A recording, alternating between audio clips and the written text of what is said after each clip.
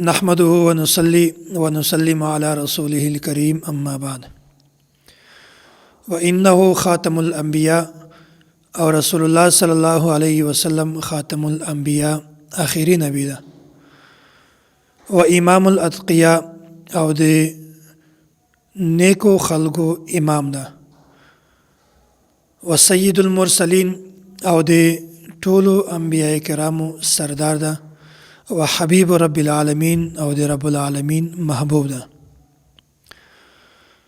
دا د مونږ عقیده ده چې رسول الله صلی الله علیه وسلم آخری نبی ده، دنه بعد بل یو نبی هم نه ده پیدا کېدونکی، او دا یوه اجماعي عقیده ده.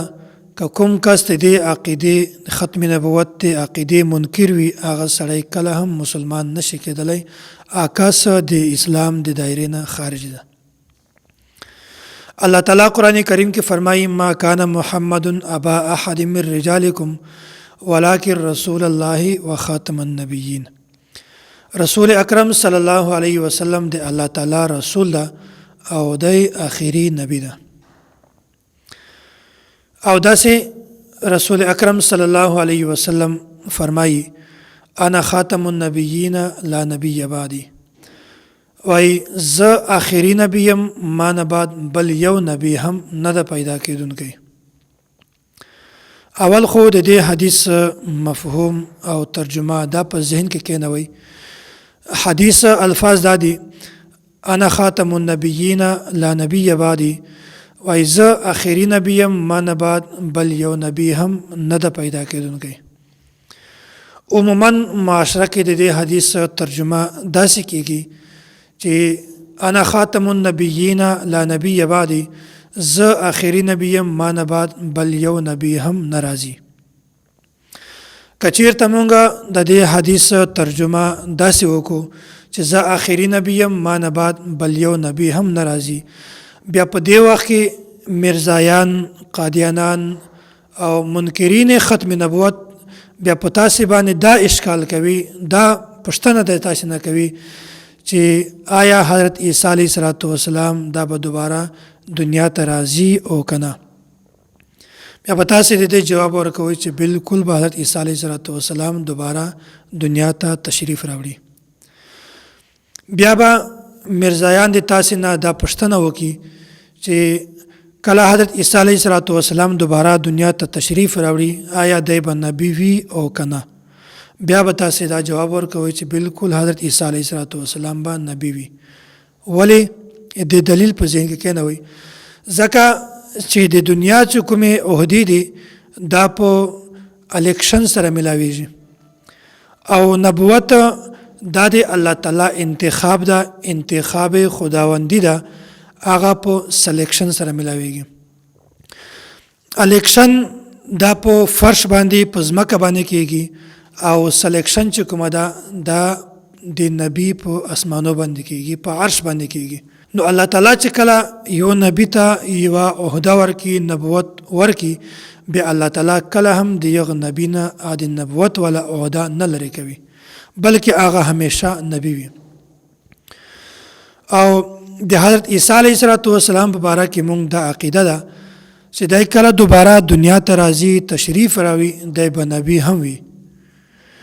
نو بیا اوس مونږ د حدیث ته دا ترجمه وکړله چې زه آخری نبی یم، ما نه بعد بل نبی نه راځي.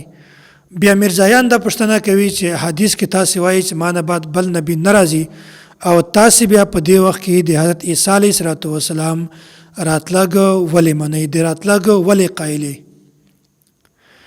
نو په دې وخت کې د تاسې نه بیا جواب دا ډېر په مشکل سره پیدا کېږي. د دې جواب اول په ذهن کې کېنوئ. حضرت عیسی علیه السلام چې کله دوباره دنیا ته تشریف راوړي، دی به نبی هم وي. د نبی عهده، د نبوت والا عهده د الله تعالی کله هم د یو نبی نه ختم کوي. دی به نبی هم وي، خو دی به د نبی په حیثیت سره نه راځي، بلکې د امتی په حیثیت سره به راځي. د نبی حیثیت دا یو ځان ته ده، او د امتی حیثیت دا بالکل ځان ته ده.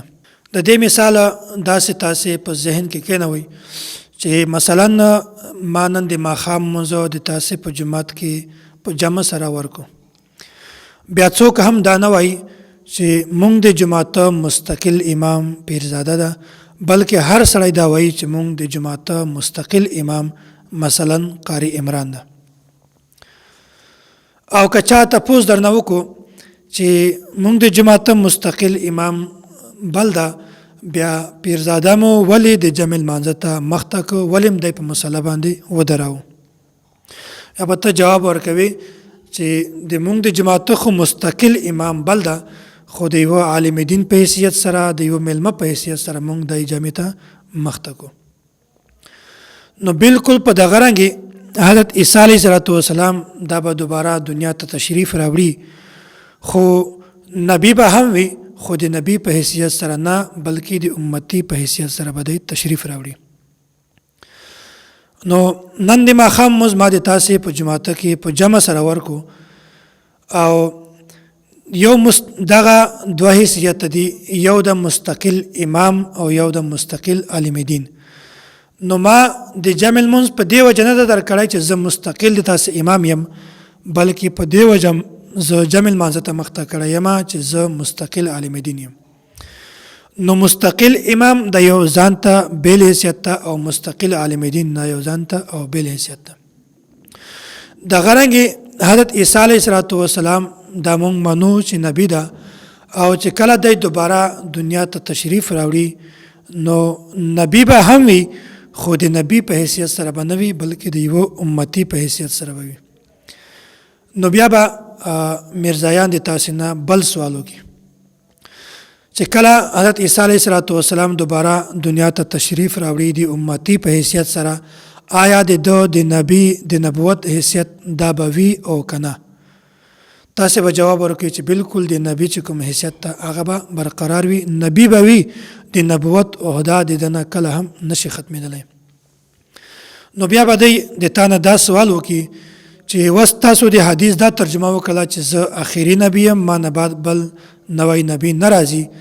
بیا حضرت عیسی علیه السلام چې دنیا ته کله تشریف راوړي نو کدی د امتی په حیثیت سره هم راځي، خدای به نبی خو هم وي، نبی به هم وي، خو نبوت د نبی راتله خو بیا هم تاسې ومانو.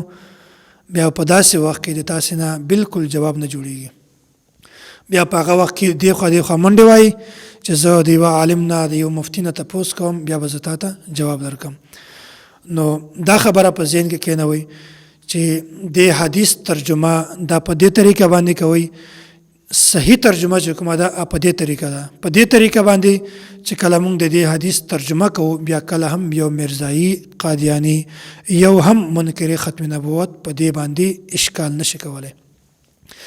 انا خاتم النبیین لا نبی بعدی، زه آخري نبی یم، ما نه بعد بل یو نبی هم نه پیدا کیږي. دا وس د دې حدیث ما تاسو ته ترجمه وکړه.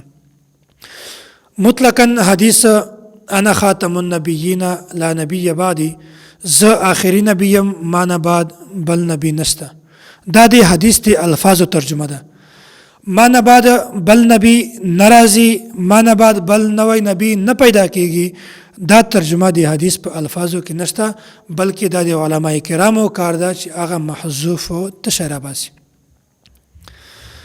بیا دا یو ګرامر ده د موږ په علمي بحث کې چې انا خاتم النبیین لا نبی بعدی، لا نفی جنس، نبی دا د لا نفی جنس اسم، او بعدی دا مضاف الی د لا نفی جنس خبر جوړیږي.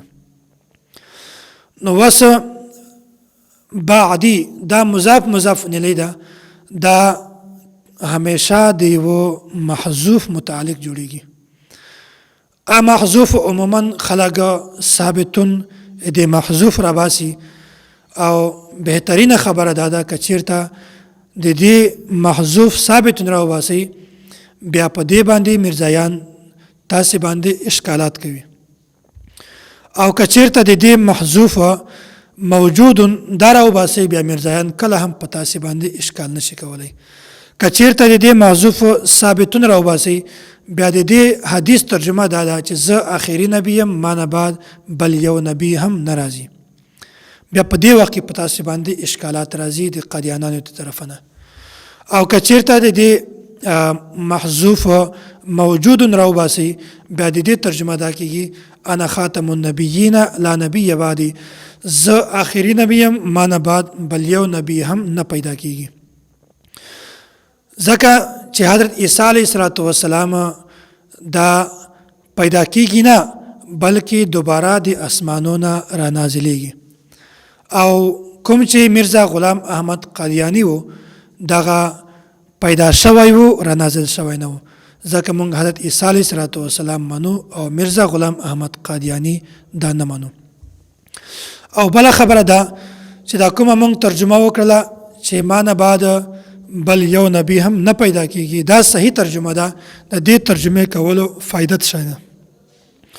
د دې ترجمه دا فایده ده چې کله موږ دا ترجمه وکړو چې زه آخري نبی یم ما نه بعد بل یو نبی هم نه پیدا کېږي، نو په دې وخت کې مرزایان، قادیانان، منکرین ختم نبوت په تاسې باندې کله هم اشکال نشي کولی، ځکه چې حضرت عیسی علیه السلام دا پیدا کېږي نه بلکې دا د اسمانو نه را نازلېږي، او کوم چې مرزا غلام احمد قادیانی و دا پیدا شوی و را نازل شوی نه و، نو ځکه موږ حضرت عیسی علیه السلام دا منو چې دا پیغمبر ده او دا به دوباره دنیا ته دا را نازلېږي.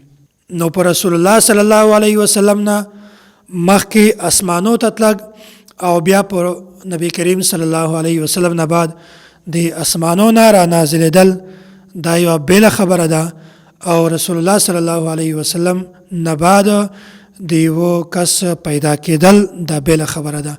نو حضرت عیسی علیه السلام دا اسمانو ته تللی و او بیا دوباره نبی علیه السلام نه بعد به دی دوباره بیا ځمکې ته را نازلېږي، او کوم چې مرزا غلام احمد قادیانی و دغه را نازل شوی نه و بلکې دغه دوباره پیدا شوی و، او رسول الله صلی الله علیه وسلم د نازلولو اقرار کړی ده او دوباره د پیدا کولو نفی یې کړی ده.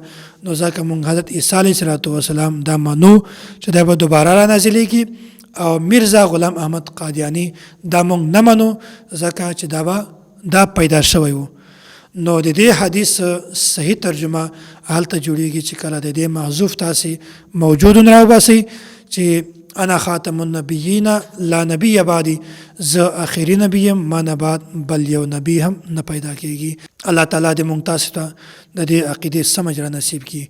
واخر دعوانا ان الحمد لله رب العالمین.